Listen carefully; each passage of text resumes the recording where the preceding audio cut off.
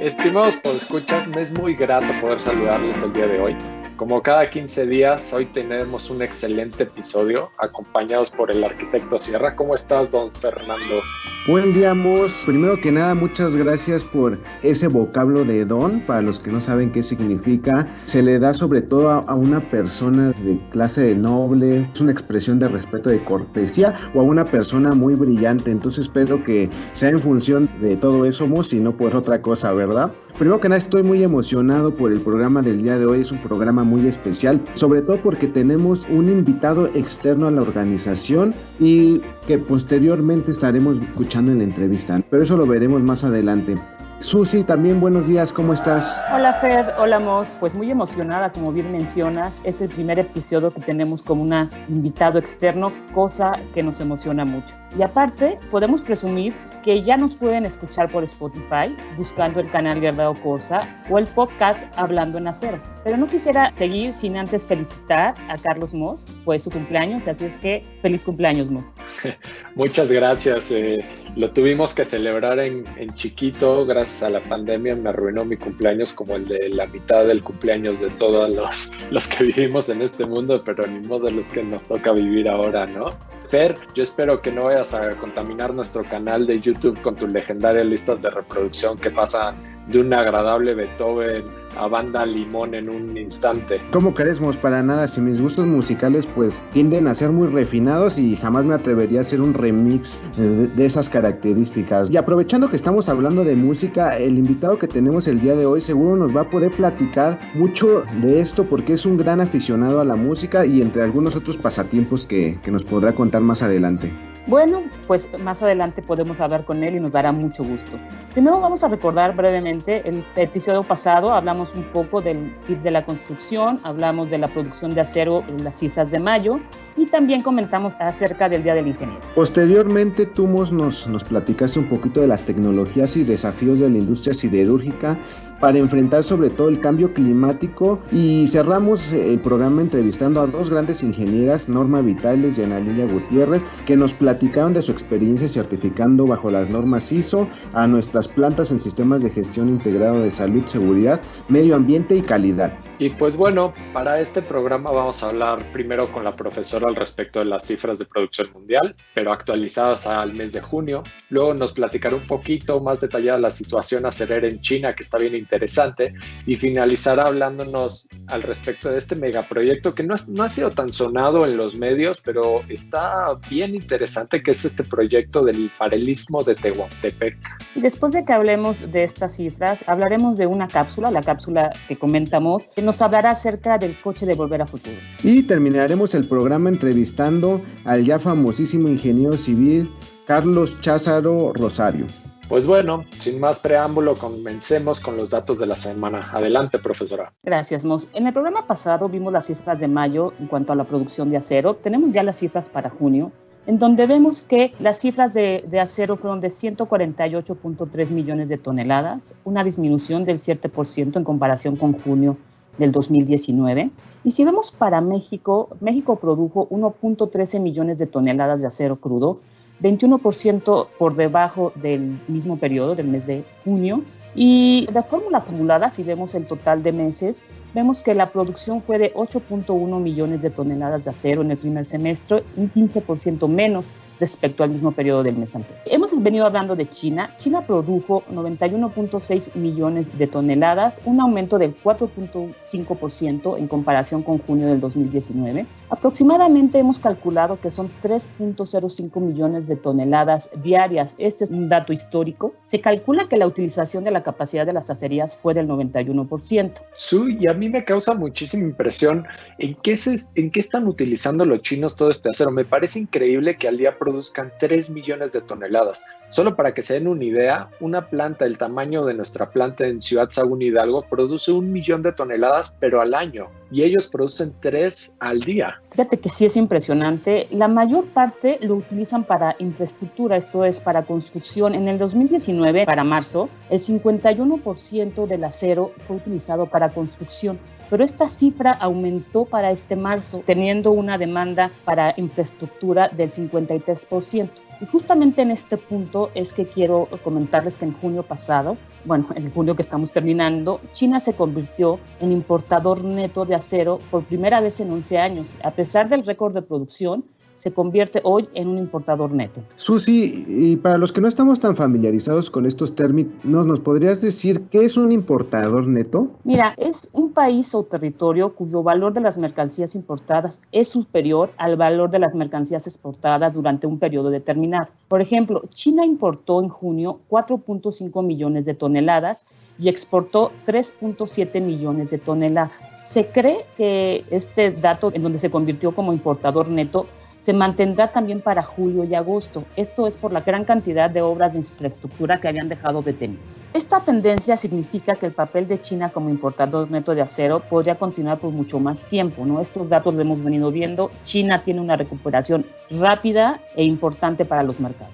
Es increíble el tamaño de la industria siderúrgica en China. Solito, nada más, es la mitad de la producción global de acero y encima de esto, aparte, están importando. De verdad que estos datos para mí son bien difíciles de digerir. Son números gigantescos. Y no solo para ti, Mo, yo creo que también para la audiencia nos parecen un poco inimaginables. Pero Susi, cambiando a terreno nacional, ¿qué nos cuentas del megaproyecto para el desarrollo del Istmo de Tehuantepec? Mira, fíjate que este programa busca atender un rezago económico que había en la población en esta zona, que está conformada por 79 municipios, 46 pertenecen al estado de Oaxaca y 33 al estado de Veracruz. El corredor interoceánico del Istmo de Tehuantepec, llamado CIT, será la columna vertebral de este programa. Este es un organismo descentralizado y piensa tener diferentes desarrollos, ¿no? Entre ellos está el ferrocarril, que es una modernización del ferrocarril del Istmo de Tehuantepec, el cual se rectificarán curvas y pendientes en diversos tramos. Esto quiere decir que pretenden aumentar la velocidad y el desplazamiento de los trenes y disminuir el costo. También incluye la ampliación de ciertos puertos, el puerto de Coatzacoalcos y el de Salina Cruz, una terminal de contenedores en cada puerto, la modernización del puerto petrolero y la construcción de un nuevo puerto industrial. Ambos están en Salina Cruz.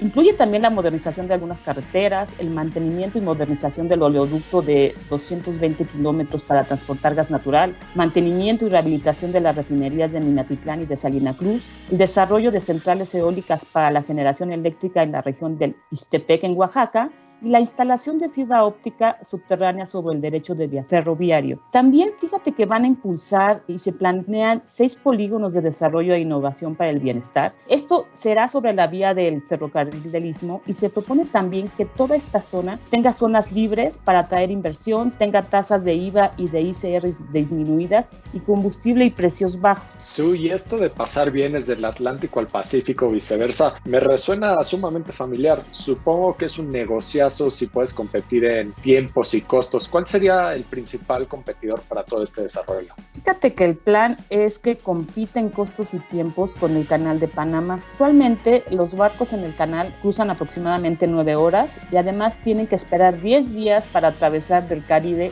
al Pacífico y viceversa, ¿no? Se estima que el cruce de carga del corredor del tren interoceánico tome 10 horas. Aún no tenemos datos de cuánto sería la carga y la descarga, pero se espera que sea mucho más rápido que el Canal de Panamá. Pues sí, suena como un muy buen atajo. Si no tienes que cruzar todo el Caribe, evidentemente, y puedes competir con tiempos en cargar y descargar estos barcos, seguro que va a ser un muy buen proyecto. ¿Y para cuándo están pensando que comience la operación de todo esto? Las fechas que tenemos son de la operación del ferrocarril, se espera que sea para enero o febrero del 2021 y cada una de las demás fases se espera que se concluya una parte en este sexenio y otra en el siguiente sexenio. Qué interesante, me imagino que entonces aún no va a ser un competidor tal cual para el Canal de Panamá hasta que tengamos toda esta infraestructura, ¿no? Si no tenemos esta modernización de los puertos, pero bueno, vamos a ver cómo avanza. Se ve bastante interesante el proyecto. Y muy desafiante, sobre todo, diría yo. Ojalá y se pueda llevar en tiempo y forma. Creo que podría beneficiar al país y a toda la región de manera significativa. Pero bueno, hablando de otros temas, vamos ahora a pasar a nuestro siguiente segmento, la ya famosa cápsula de ¿Sabías qué? Y como ya hemos comentado al principio del programa, hoy Mos nos estará hablando del coche del Volver al Futuro, pero lo que a mí no me termina de hacer sentido es por qué nos vas a platicar de eso. ¿Qué tiene que ver con el acero, Mos? Fer, yo me imagino que sí has visto este coche alguna vez aparte de la película, ¿verdad? Claro que sí, en fotos y como siempre pues no pudo faltar en mi colección de Hot Wheels. Pues bueno, y de aquí vendría la pregunta para esta semana. ¿Sabías que toda la carrocería de este DeLorean era de acero inoxidable? Eso no tiene nada de interesante, Mos. La mayoría de los coches pues tienen una carrocería de acero, ¿no? Pues sí, pero no de acero inoxidable, y mucho menos, lo más interesante de esto es que mucho menos son vendidos sin pintura, como lo fue este auto icónico de la cultura popular. Aparte de esa carrocería innovadora, toda la historia que rodea no solo este coche, sino la compañía es súper interesante. Y para los que no saben, esta compañía a la que me estoy refiriendo se llama DMC, o DeLorean Motor Company. Fíjate que yo en la vida había escuchado de esta compañía. ¿Todavía existe? Desafortunadamente ya no existe, pero lo que sí existe es toda la historia de cómo se fue a bancarrota y qué terminó haciendo el señor DeLorean, o qué dicen que terminó haciendo el señor DeLorean para tratar de sacar la compañía a flote. Pero antes de llegar a eso, vamos a platicar un poquito más de los inicios de la compañía y de este coche que es toda una referencia en el mundo. El señor DeLorean fue el fundador y obviamente la compañía lleva su nombre. Esta compañía la fundó en Detroit, la capital estadounidense automovilística, pero su historia comenzó mucho antes. Anterior a eso estaba en General Motors, donde él se convirtió en el ejecutivo más joven de toda la compañía y era un reconocido ingeniero en el gremio. Trabajó en autos super legendarios como es el Pontiac GTO o el Firebird, y para 1973 decidió salir y formar su propia empresa. Pero obviamente esto de formar una empresa pues no es sencillo. Para esto John buscó capital proveniente principalmente de préstamos bancarios y de alianzas estratégicas de negocio con inversionistas privados, como lo fue, seguramente han escuchado de este señor Johnny Carson del Tonight Show. Y aparte de esto, hizo otro tipo de esquemas. Hizo un esquema con las concesionarias en las cuales les otorgaba acciones de la empresa si ellos vendían sus coches. Buscó fondos de los gobiernos y la verdad es que armó muy bien su plan de trabajo, y hasta ahí todo se veía sumamente prometedor con su modelo de negocio. Contaba con el capital necesario para comenzar a producir autos, pero algo pues fundamental para que todo esto funcione es que le faltaba la fábrica. ¿Dónde tendría esta fábrica que los ensamblaría? Y todos pensamos que una compañía viniendo de Detroit, pues lo obvio sería que pusiera su fábrica en Detroit.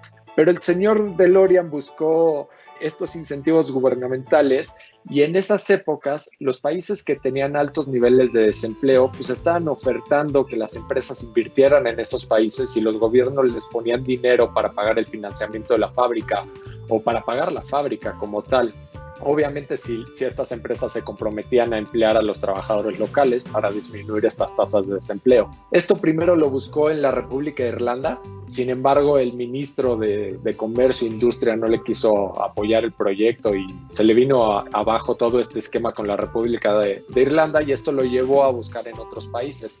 Y estuvo a punto de cerrar un trato en Puerto Rico, que me hubiera gustado muchísimo saber que estos coches fueron hechos en Puerto Rico, pero en el último minuto Irlanda del Norte, que es un país separado a Irlanda, que es parte del Reino Unido, ahí le hicieron una oferta a la Cámara de Desarrollo Industrial y decidió poner su planta ahí en Irlanda del Norte, una planta de coches deportivos.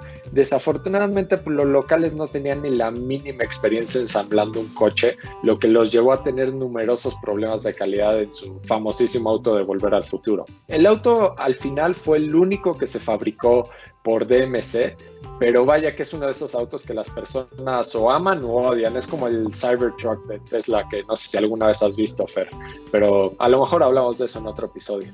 Yo creo que volver a hablar de Elon Musk no se me parece buena idea. Sí, igual y ya me emocioné un poquito con todo lo de Tesla, pero bueno, realmente lo particular de este coche era mucho más de estética que de forma. Fue diseñado por un señor llamado Giorgetto Giuliano, que seguramente estoy pronunciando muy mal. Y lo llamativo de este coche es que tenía puertas de gaviota, como una vez más lo del Tesla Modelo X. Bueno, ya vemos que Moss tiene ahí un fetiche muy particular con todo lo que tenga que ver con Tesla, ¿no? Es que, Fer, Tesla es impresionante todo lo que hace. Pero bueno, y como les había contado, todos los paneles, aparte de estas puertas de gaviota, todos los paneles exteriores eran de acero austenítico inoxidable. Si quieren más específico, era un acero austenítico SS304. Y a excepción de 3 coches que fueron cubiertos en oro de 24 quilates, y por qué no cubrir estos coches en 24 quilates, todos los DeLorean salieron de la fábrica sin pintura o algún recubrimiento. Y algo bien interesante de estos paneles es que pequeños rayones pueden ser reparadas puliendo el material con fibras de limpieza no metálicas, como las que utilizamos para limpiar los platos en nuestra cocina.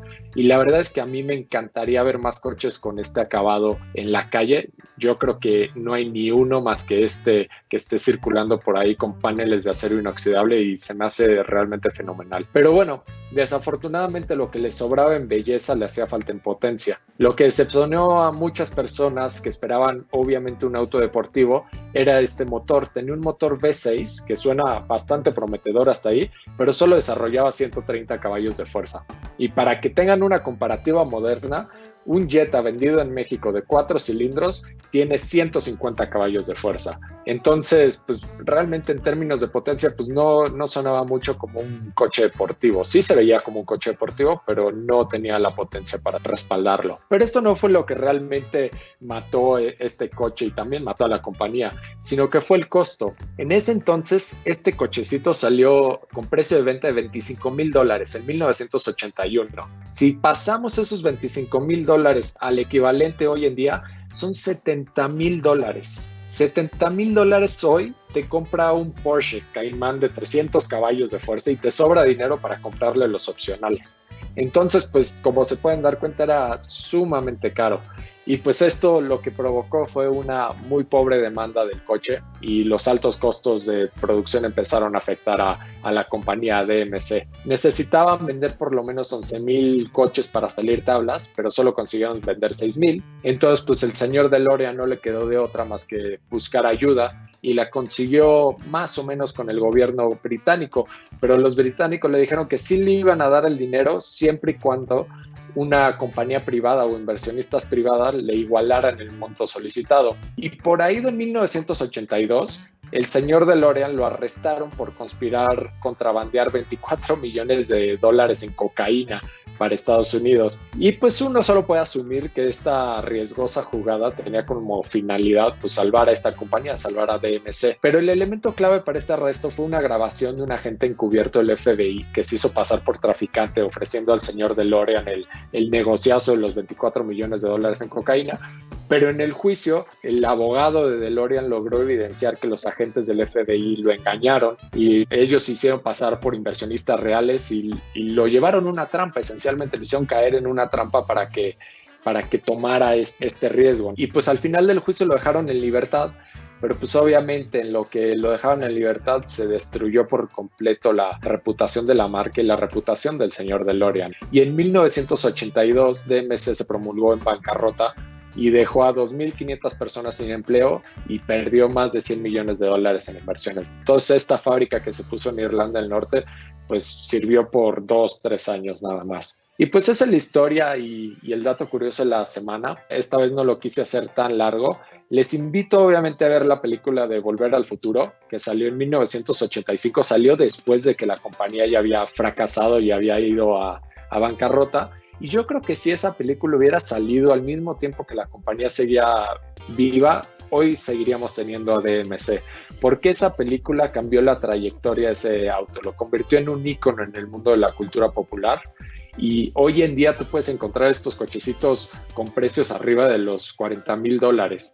Son un coche sumamente apreciado por los coleccionistas y es simplemente por esta película. Si no, yo creo que ninguno de nosotros sabríamos que existe y ninguno de nosotros lo estaríamos platicando el día de hoy. Aparte de esto, también los invito a ver el episodio de Up to Speed, que si alguna vez no lo han visto, se los recomiendo muchísimo. Es un canal de YouTube que se llama Donut Media y hacen pues muchas cosas de coches. más bien todo lo hacen de coches, pero tienen un episodio en específico para este coche que está bien interesante. Hablan mucho de esto de la cocaína y de cómo los del FBI hicieron todo este operativo para arrestarlo. Pero bueno, les dejo el link en los comentarios del video o en los comentarios ahí en Spotify para que ustedes puedan entrar a esta liga de YouTube. Mos, qué interesante y qué bonito coche, ¿eh? Coincido contigo. Ojalá y muchos más tuvieran este tipo de paneles de acero inoxidable en sus coches. La verdad es que se ven geniales. Y antes de pasar a la entrevista de la semana, Fer nos va a compartir las respuestas de la trivia del episodio pasado, así como anunciar el ganador y el premio que se llevó. Fer, adelante. Muchas gracias, Susi, y muchas gracias, Mos. Hoy sí no me dormí contra todo pronóstico, me encanta este coche y esa película. Y ahora vamos a pasar a las respuestas de la trivia del episodio pasado. La primera pregunta, ¿cuál es el giro de The Boring Company de Elon Musk? La respuesta fue excavación de túneles. La pregunta número 2, ¿cómo se le conoce a la combinación de cohete y cápsula espacial que su otra compañía de SpaceX está desarrollando para ir a Marte? La respuesta correcta es Starship. Y la última pregunta, ¿qué sistema de enfriamiento propuso el señor Musk para que la piel de acero inoxidable del cohete para el reingreso a la atmósfera? Y la respuesta sería dejar expuesta la piel de acero inoxidable, la cual cuenta con microperforaciones debajo de esta piel, donde se encuentra una armadura interna con una segunda piel. Por lo tanto, existe un vacío entre ambas pieles y por lo cual circularía un combustible que suda por las microperforaciones, refrigerando el cohete. Y para todo esto, el ganador de esta trivia fue Aarón Orlando, y el premio que se llevó gracias a nuestros patrocinadores de comunicación fue una tarjeta de regalo para la tienda en línea Amazon con un valor de $1,000, que esperamos que la disfrute y le saque mucho provecho. Este tipo de trivia las haremos de vez en cuando en algunos episodios, entonces estén al pendiente porque en cualquier episodio de repente se nos puede ocurrir hacer una trivia de este tipo. Muchas gracias, Fer, y muchas felicidades, Aarón. Sí, quédense pendientes de nuestros programas. De vez en cuando vamos a sacar este tipo de trivias. Le estamos poniendo muchas ganas para que tengan buenos regalos y creo que vale la pena poniendo un poquito de atención y no siendo como Fer que se duerme cada vez que hablamos de estos datos curiosos. Pero bueno, vamos a pasar ahora a nuestra entrevista de la semana, en la cual nos acompaña el ingeniero civil Carlos Cházaro Rosario. Carlos, como les habíamos platicado en el principio, es nuestro primer invitado externo a Gerdau, pero no quisimos alejarnos mucho y trajimos a alguien que consideramos prácticamente familia. Carlos ha colaborado con nosotros en un sinnúmero de proyectos, cursos, publicaciones, etcétera. ¿Cómo estás hoy, tocayo? Muy bien, muchas gracias, Carlos. Gracias por la invitación y aquí listísimos ya para participar contigo. Hola, Carlos, un gusto tenerte por acá en el programa. Sabemos que uno de tus primeros trabajos estaba relacionado con los prefabricados de concreto. Queremos saber qué es lo que te hace dar un giro para conocer y estudiar las estructuras de acero. Sí, mira, resulta que en efecto mi primer ámbito laboral fue relacionado con prefabricados de concreto, específicamente con vigueta y bovedilla y aducretos y algunos blocks. Yo trabajaba para una empresa que tenía una concretera y se dedicaba a eso. Realmente cuando me contratan, pues era un despiezador de los proyectos. Yo cuantificaba y determinaba la volumetría de algunas ventas que hacía el equipo de ventas de esta empresa. Y que pues yo era un joven, era prácticamente mi primer trabajo y yo era muy nervioso de la situación. Entonces la actividad laboral que me ponían a hacer en esta empresa pues la desarrollaba muy rápido. Entonces yo me dispuse a leer algunos manuales que tenían ahí dentro de la empresa y rápidamente les logré decir cómo tenían que armar los prefabricados, cuántas varillas, etcétera, para que pudieran tener soporte en función de los destinos. Y esto orilló a que me incluyeran ya en el equipo de ventas, en que yo promocionara los productos, porque yo los conocía de manera muy, muy técnica y las tripas prácticamente de los productos que se vendían. Pero realmente solo duré 9 meses ahí porque la oportunidad de crecimiento era muy, muy baja. Era una empresa pequeña, era una empresa familiar y en este lapso me hablaron de una empresa fabricante de estructuras. Yo tengo una especialidad en terminal de la carrera en estructuras, no específicamente de acero, en estructuras en general. y esta empresa pues me localizó, me preguntó que si yo sabía diseñar. Naturalmente yo dije que sí, no sabía nada de diseño en aquel entonces, más que lo que me habían inculcado en la escuela, pero por alguna razón me hicieron algunas pruebas, las cuales pasé, entré a esta empresa fabricante de estructuras y bueno, pues ahí prácticamente me forjé en el diseño estructural, sí, específicamente de acero, porque había un manualito ahí de construcción en acero. Yo todos los días en el camión de casa al trabajo y del trabajo a la casa, pues me iba leyendo el manual a modo de que yo pudiera ir aprendiendo o tratando de entender en las estructuras de acero, porque básicamente en esta empresa pues no existía una figura que me pudiera encaminar o que me pudiera orientar. Entonces realmente me dispuse a ser muy autodidacta y pues pareciera ser que logré comprender, ¿no? Es como yo llego al tema de las estructuras de acero específicamente. Carlos, qué interesante, y me impresiona bastante esto de ser autodidacta. Creo que pocas personas tienen esta facilidad, ¿no? De la que se proponen aprender algo y por sus propios medios se meten a investigar y se ponen a leer y ven videos y no todo el mundo tiene esa facilidad para hacerlo. Y platicando un poquito más de tu historia, hace aproximadamente 10 años fuiste parte del equipo de Gerdau Corsa y tenías una participación importante en la generación de contenidos técnicos y presentaciones ante diferentes públicos.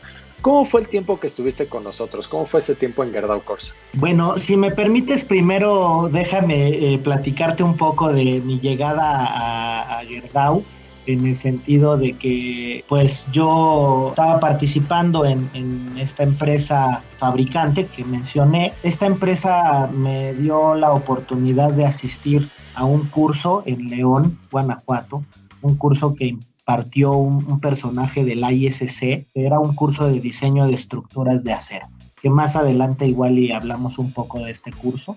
Pero ahí logré esclarecer muchas de las dudas de la cuestión autodidacta, porque naturalmente me quedaba con algunas lagunas, y entonces cuando yo tomo este curso, pues me aclaran todas estas, o la mayoría de estas situaciones que yo me preguntaba. Posteriormente se hizo un simposio internacional de estructuras de acero, y ahí conocí yo a la empresa Gerdau. Entonces, no sé de qué manera tenga relación o inclusive desconozco si hubo relación alguna en que yo haya participado en este simposio y que esta empresa haya estado ahí y que en base a un registro, porque yo recuerdo haberme registrado en alguna papeleta que me proporcionaron. No sé si esto orilló a que unos meses después pues me llamaran para hacerme un ofrecimiento y trabajar con Gerdau. Yo entro a Gerdau porque reunía ciertas características según los entrevistadores de aquel entonces. La primera de ellas es que sabía diseñar acero, y bueno, sabía lo que ya había aprendido yo en la empresa fabricante y lo que había yo tomado de los cursos. La segunda situación es que se suponía que yo sabía vender algún producto, todo ocasionado por mi cuestión laboral de los prefabricados que ya habíamos mencionado. Y la última es que sabía dar clases, y el tema de las clases era totalmente enfocado a que durante mi carrera profesional me invitaron a participar en un programa del cual soy pionero en el Instituto Politécnico Nacional, que se llamaba Programa de Tutorías, y consistía en que yo le impartiera clases a los jóvenes que reprobaban alguna materia, niveles inferiores al que yo estaba, y el objetivo era regularizarlos para que cuando desarrollaran su examen extraordinario o su examen de título, pues pudieran aprobar la materia. Entonces me llegaban N cantidad de compañeros ahí de la escuela y logré desarrollar mi tema docente en este sentido, porque prácticamente desde tercer semestre de la carrera pues impartí clases de tutorías a todos los jóvenes que no estaban bien regularizados. Fueron 9 semestres, prácticamente pues estuve 3 años ahí dando clases, me desarrollé un poco en la docencia y estas 3 características fueron las que permitieron que la empresa Gerdau pues me diera la oportunidad de participar con ellos. Mi paso por Gerdau, te puedo decir que académicamente hablando ha sido lo más exponencial que yo he tenido, en el sentido, y digo académicamente porque todo lo que yo desarrollaba dentro de Gerdau pues no se llevaba a la práctica, era únicamente para promoción y difusión del uso del acero. Entonces, en este paso por Gerdau, pues me dieron la encomienda de escribir algunos artículos. Yo me daban libertad de elegir yo lo que quisiera escribir. Yo era libre de decir, se me ocurrió artículo tal, hay que escribirlo. Se me ocurrió artículo tal, hay que escribirlo. La verdad es que tenían mucha libertad de hacer estas cosas. Entonces yo recordé aquel curso del ISC que tomé en la ciudad de León y me dispuse a escribir unos artículos que llevaron por el nombre El Acero Hoy, los cuales tenían como objetivo generar un artículo y generar una plática del artículo, lo cual el objetivo siempre fue generar un curso completo de diseño de estructuras de acero, porque mi sentir en aquel entonces en Gerdau era que el uso del acero era poco porque no sabían usarlo. Y entonces, ¿cómo queríamos vender más acero o cómo lograríamos vender más acero? Pues enseñando a la gente a diseñar estructuras de acero. Aprendí muchas cosas en Gerdau, no solo de cuestiones de acero. Me acuerdo que había muchísimos programas, por ejemplo, recuerdo uno que se llamaba Gestión con foco en el operador. Recibíamos una capacitación muy constante de muchas áreas, tanto del área de producción, tanto del área de recursos humanos, tanto de yo mismo incluso capacitaba a la fuerza de ventas de Gerdau en el sentido de los productos para hacer ventas técnicas. Y bueno, pues duré 3 años en la empresa en el departamento de asistencia técnica y desarrollo de mercado, y la verdad es que el conocimiento que me dio la empresa, pues yo te puedo decir que es lo más exponencial y que mucho de lo que hoy se desarrolla en las capacitaciones actuales pues tienen base en todo lo que pasó ahí en estos 3 años. Muchas gracias, Carlos, por todo este panorama que nos cuentas. Y aquí va otra pregunta que tiene mucho que ver con toda esta trayectoria que tú has tenido a lo largo de los años, sobre tu perspectiva y esta experiencia profesional. ¿Qué nos pudieras decir?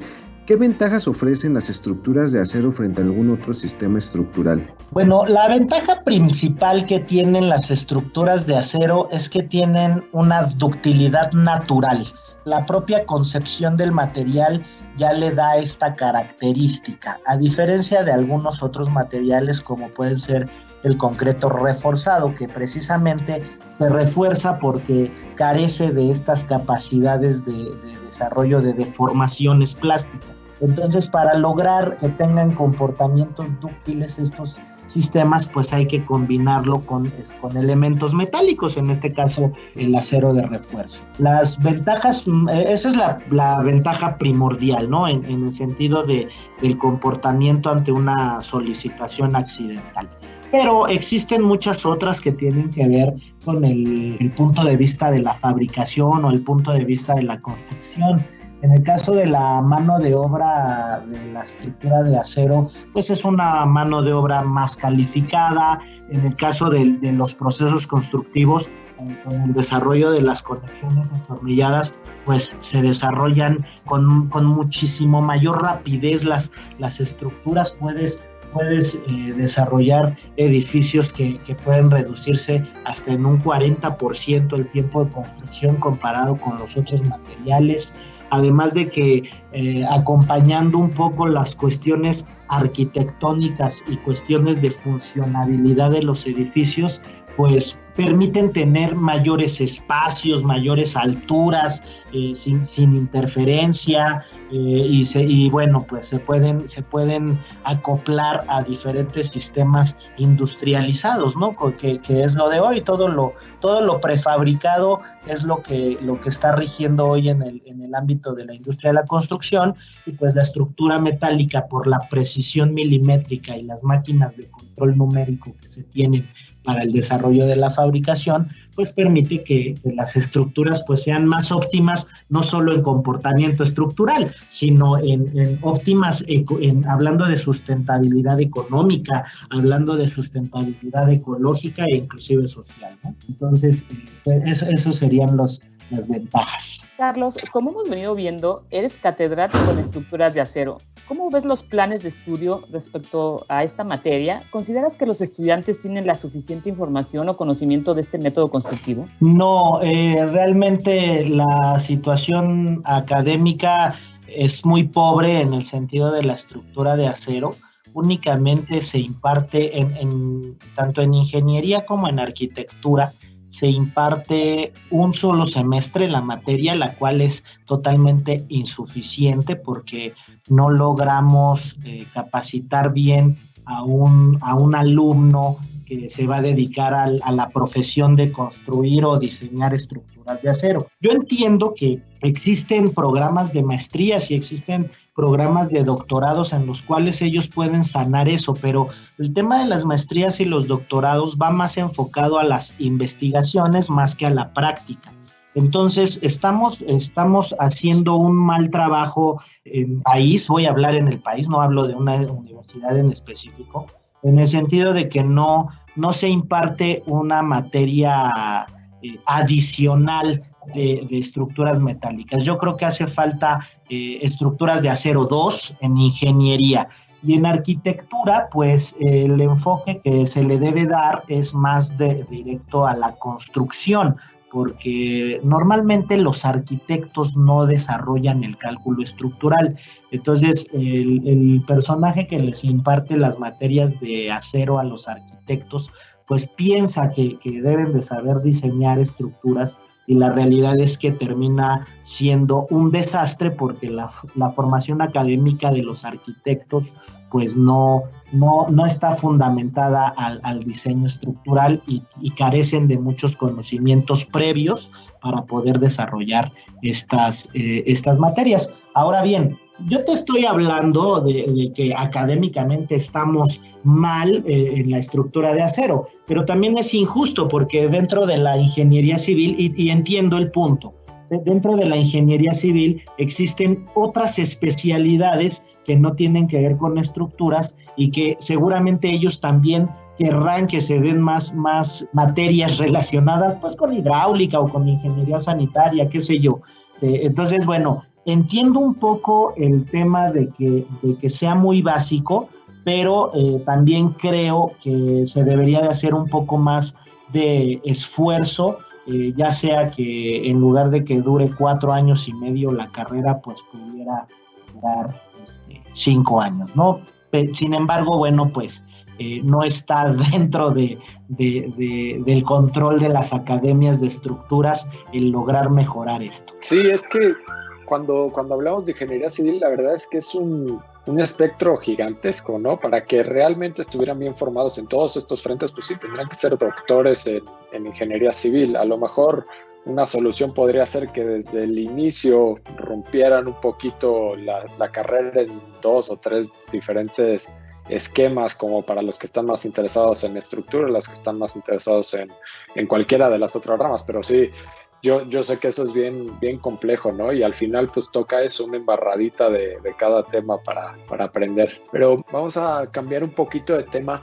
Si bien es la tendencia que tenemos en el país en cuanto a las construcciones, poco a poco se ha estado inclinando hacia el uso de acero, sabemos que todavía nos queda un camino pues bien grande por recorrer, ¿no? ¿Consideras que este camino que nos falta o que este crecimiento que va poco a poco, digamos, a pasos de tortuga, es un tema relacionado con la formación profesional, que es algo de lo que estábamos hablando, o tal vez de tradición en nuestro país, o tal vez de tabús relacionados con este método constructivo? ¿Tú qué opinas? Sí, mira, tiene que ver precisamente con el conocimiento. Somos un país que durante nuestra historia hemos desarrollado construcciones en dos materiales adicionales, que es el concreto reforzado y la mampostería. Eso, yo pudiera decir que son los dos materiales que tienen el mayor porcentaje de desarrollo de construcciones.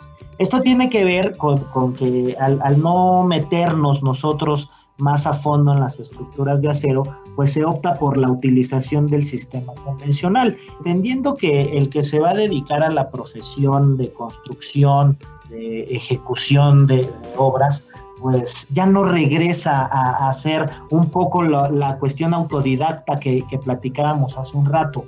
Ellos ya lo que les urge es llevar a la práctica lo que aprendieron en la escuela y lo que se supone es más simple para poder desarrollar su actividad. Y por esa razón yo creo que se opta por el sistema convencional. Tiene más que ver con eso. Diremos que es como lo mencionas, es un proceso que vamos con pasos de tortuga, pero yo no lo veo así. Yo te puedo decir que hemos desarrollado una gran capacitación en esto, que yo hoy sí puedo decir que vemos más construcciones en acero que hace 10 años, ¿no? No me parece tan lento, además de que ya hay investigadores que ustedes mismos conocen que han aportado grandes cambios a que se empiece a voltear a ver la estructura de acero ya como un material de construcción.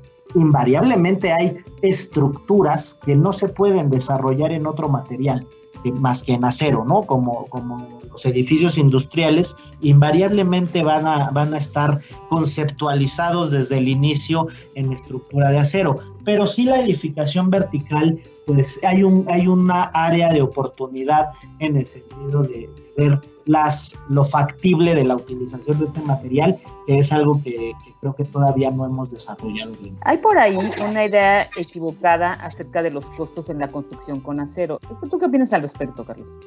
Totalmente, y la mayoría de los ingenieros nos dicen que somos muy cuadrados, Susana.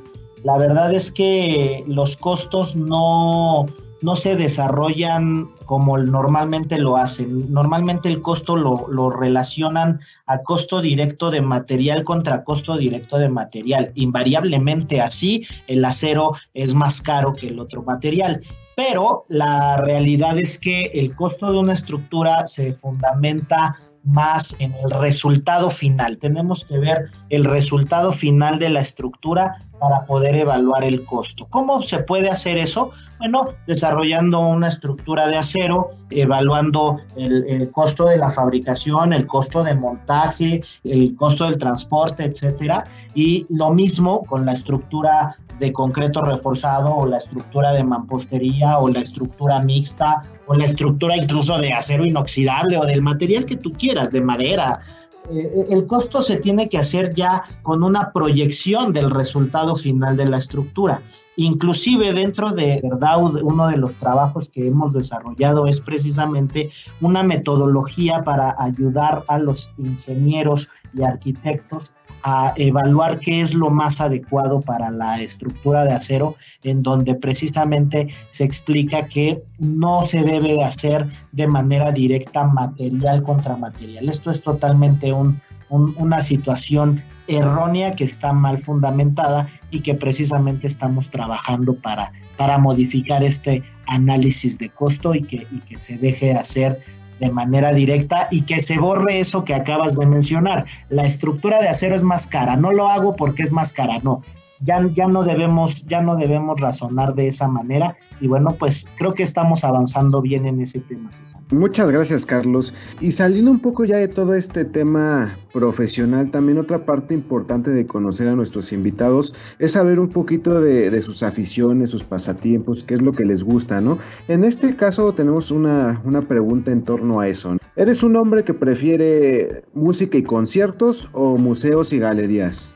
Música y conciertos, definitivamente. Y aquí otra pregunta. ¿Y qué prefieres, fútbol americano o fútbol soccer? Fútbol americano. ¿Podría decirse entonces que eres águila blanca de corazón o burro blanco? No, burro blanco. Excelente. Carlos, y de música, ¿qué es lo que te gusta? ¿Qué género de música es el que más te gusta? Bueno, hay varios géneros, todo tiene que ver con lo mismo y ya hay una serie de variaciones en los géneros, pero yo empiezo a aficionarme en la música porque mi padre es músico. Mi padre fue soldador.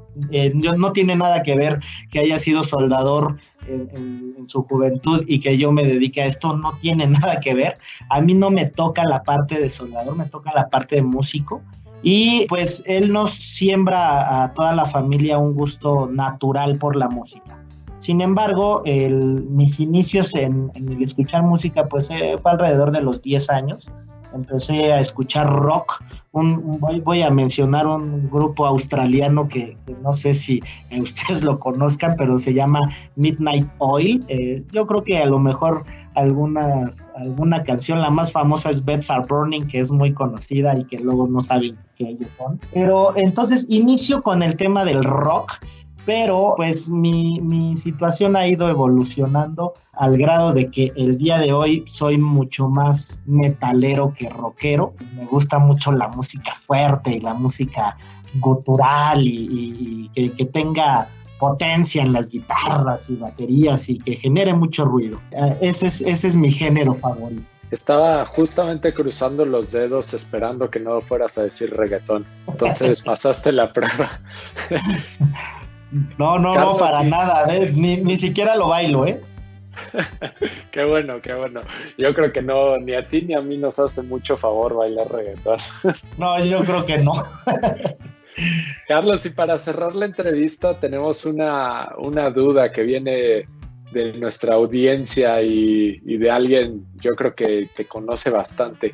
¿Qué te hace a ti o qué sientes dentro de ti cuando alguien te menciona el nombre de Garopolo el 19 de enero del 2020?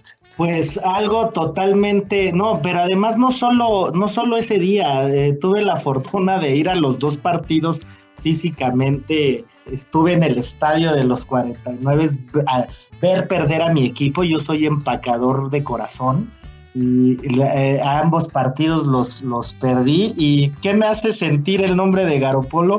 Pues que es una genialidad de mariscal de campo y que me hizo pasar de mis peores días en toda mi vida. Pues bueno, muchas gracias, Carlos. Gracias a ustedes. Carlos, muchísimas gracias por tu participación. Bueno, se nos ha terminado el tiempo. Fue un placer, como siempre, conocerte un poquito más y compartir contigo pues estas anécdotas y todas estas travesías de tu trayectoria. Muchas gracias, Carlos. Gracias a ti, Fernando. Pues bueno, muchísimas gracias de nuevo a mi tocayo por acompañarnos. Muchas gracias a todos nuestros escuchas por sintonizarnos en este episodio. Si les gusta el contenido, recuerden suscribirse a nuestro canal de YouTube y activar las notificaciones para que no se pierdan ninguno. También síganos en nuestras redes sociales, en Instagram, Facebook, en LinkedIn, y también recuerden que ya tenemos canal en Spotify. Suscríbanse a nuestro canal en Spotify para que no se pierdan ninguno de nuestros episodios y trivias. Su también, casi te olvido, como siempre, muchas gracias por acompañarnos y pues nada, hasta la próxima. Gracias a todos, cuídense mucho y recuerden, hazlo en grande, piensa en hacer.